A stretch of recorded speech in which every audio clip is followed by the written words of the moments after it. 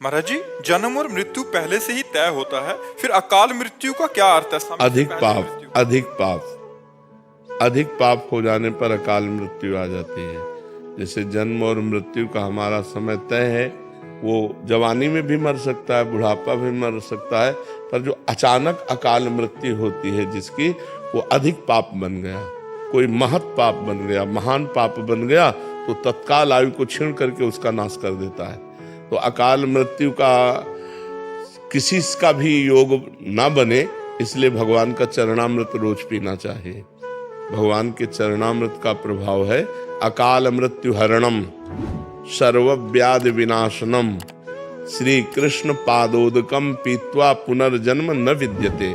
अगर रोज भगवान का चरणामृत पिए, शालिग्राम भगवान का, जैसे राधा वल्लभ जी बांके बिहारी जी से चरणामृत ले ले और उसी में जल मिला ले और रोज एक ढक्कन चरणामृत ले, तो अकाल मृत्यु नहीं होगी। अकाल मृत्यु हरणम सर्व व्याधि विनाशनम, समस्त रोगों का शमन करने की सामर्थ्य और भगवान की प्राप्ति की भी उमंग ये चरणामृत प्रकट करता है। जो रोज चरणामृत पीता है उसकी अकाल मृत्यु नहीं हो सकती, उसको कोई रोग परेशान नहीं कर सकता। होगा, शरीर में हो सकता है रोग, लेकिन उसको परेशान नहीं कर सकता, और उसका शरीर जब छूटेगा तो अब अगला जन्म नहीं होगा, ऐसी उसकी स्थिति बन जाएगी। भगवान का अंतिम समय स्मरण आ जाएगा अगर रोज नियम से चरणामृत पीता है। अकाल मृत्यु हरणम सर्व व्याधि विनाशनम श्री कृष्ण पादोदकम पीत्वा पुनर्जन्म न विद्यते। जो भगवान का रोज चरणामृत पीता है उसका पुनर्जन्म नहीं होता, उसकी अकाल मृत्यु नहीं होती, उसको कोई रोग दबा नहीं सकते।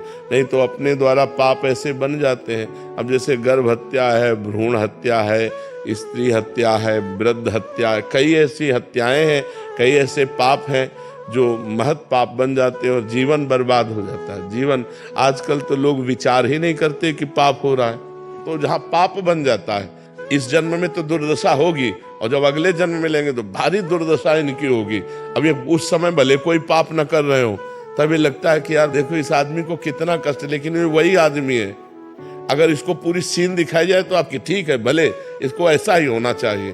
तो जो दंड मिलता है ना, जिंदा जल गए, ट्रक में पिस गए, अब ये सब वो ही हैं। अब इस जन्म में आए घूम के तो अच्छे आदमी है, भले पाप नहीं कर रहे, लेकिन पूर्व का जो पाप है वो पीस देगा, वो जला देगा। तो जो कोई महान पाप बन जाता है तो हमारी अकाल मृत्यु भी कर देता है।